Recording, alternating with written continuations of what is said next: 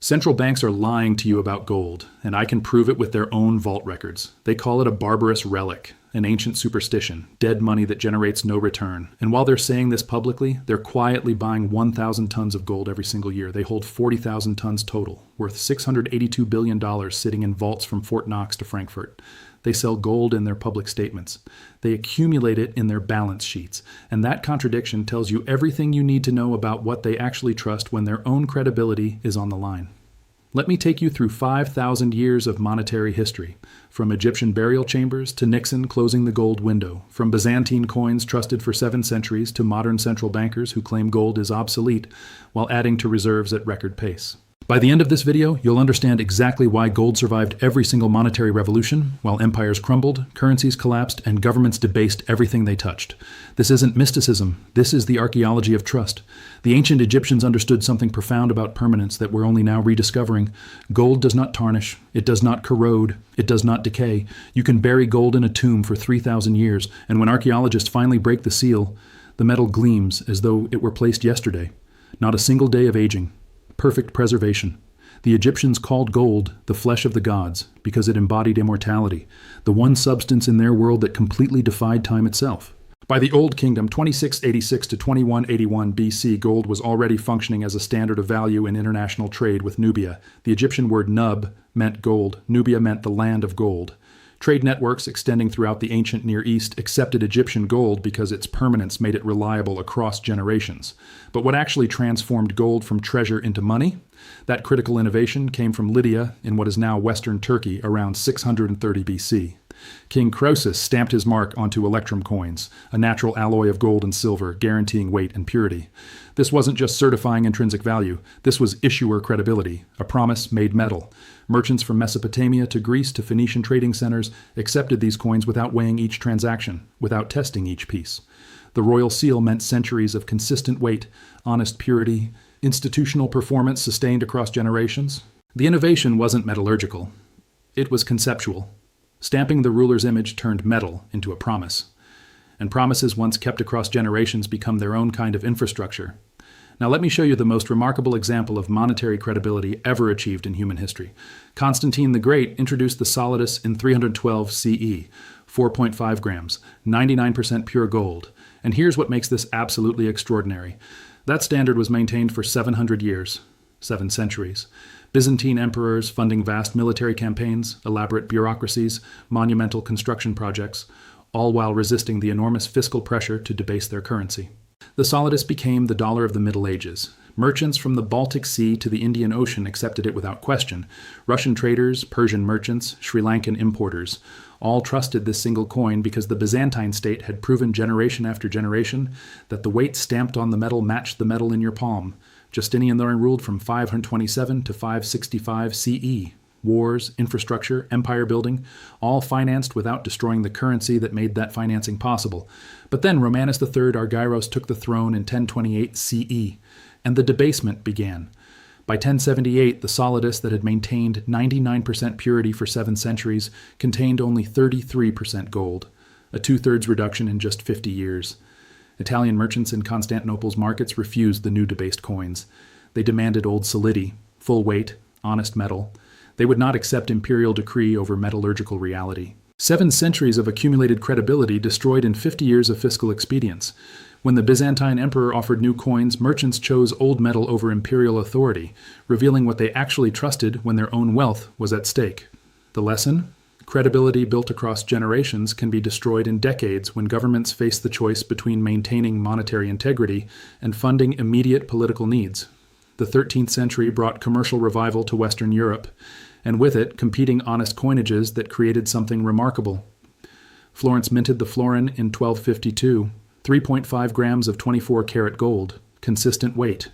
Venice responded with the ducat in 1284, 99.47% pure.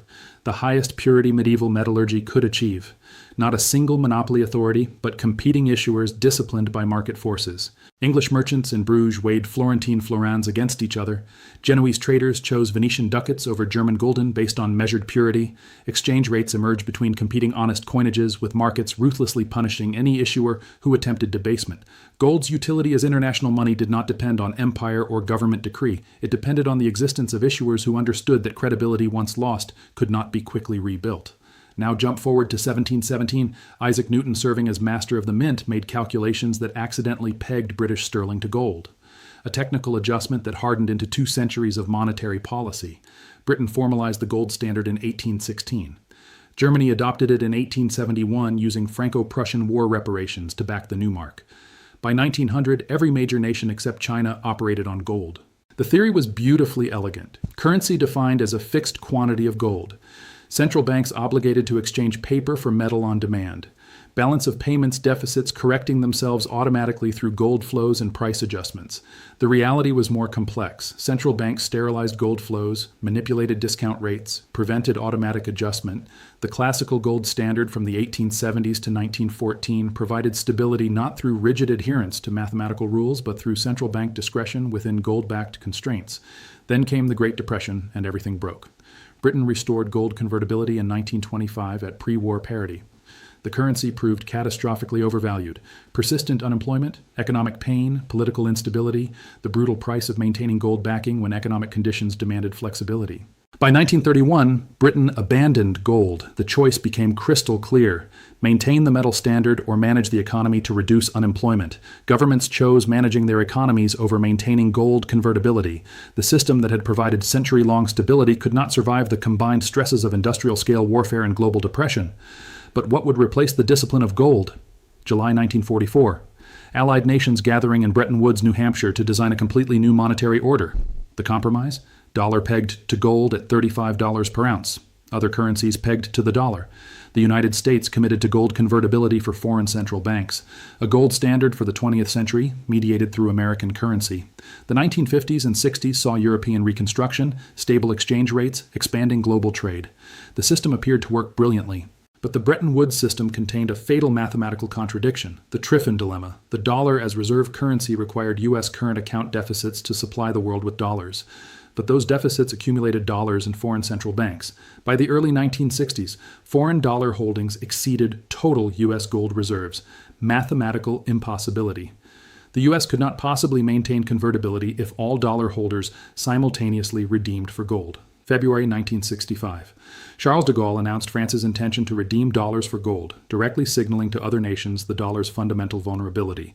The London gold pool, central banks desperately attempting to defend the $35 price in private markets, collapsed in March 1968. May 1971, West Germany withdrew from Bretton Woods entirely, unwilling to keep accumulating, depreciating dollars. August 11, 1971. Britain requested $3 billion in gold from Fort Knox. Camp David weekend, Nixon, Treasury Secretary Connolly, Federal Reserve Chairman Burns, Advisor Volcker, designing the response. Sunday evening, August 15, 1971. Nixon announced the temporary suspension of dollar-gold convertibility, a suspension that would last forever. Gold-backed currency became pure fiat, money with value because government declares it legal tender, not because it's exchangeable for any commodity. The complexity of Bretton Woods obscured a brutally simple truth. Promises to convert paper into gold at fixed prices cannot survive when political pressures to spend exceed available metal. 1971, $35 per ounce. January 1980, $850 per ounce. A 24-fold increase in just 9 years. The 1970s brought stagflation. OPEC oil shocks. Inflation and unemployment rising simultaneously. Keynesian economic models said this was impossible. Gold proved exceptional as an inflation hedge when central banks had lost control. Then Paul Volcker took office in 1979. Federal funds rate raised to 20%. A deliberate recession engineered specifically to crush inflation.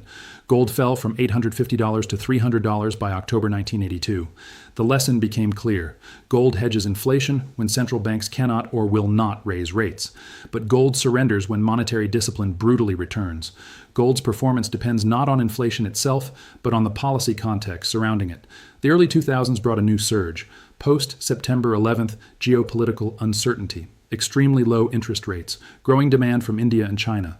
Gold climbed from $260 in 2001 to over $900 by 2008, then surged to nearly $2,000 in September 2011 as investors sought safe havens during the financial crisis. COVID-19 in 2020. Gold exceeded $2,000 for the first time as central banks implemented the most aggressive monetary easing in history, 2024 through early 2026. Gold surpassing $3,000 per ounce, not because gold fundamentally changed, but because trust in paper alternatives wavered. Now here's the absolute irony that proves central banks are lying. 2001 to 2008, advanced economy central banks were net sellers of gold, publicly calling it a barbarous relic with no place in modern monetary systems. 2008 financial crisis. Fundamental reassessment happened overnight. Emerging market central banks became massive net buyers. Russia, China, Turkey, India, all accumulating reserves while Western economists continued declaring gold obsolete. 2023 and 2024, approximately 1,000 tons purchased annually by central banks globally. They sell gold in their public statements and policy papers. They accumulate it relentlessly in their vault records. Today, central banks hold 40,000 tons, 20% of all gold ever mined in human history, $682 billion sitting in Fort Knox alone, $93 billion in European reserves. All 219,890 tons of gold ever mined throughout human history would fit in a 22-meter cube, roughly 72 feet on each side.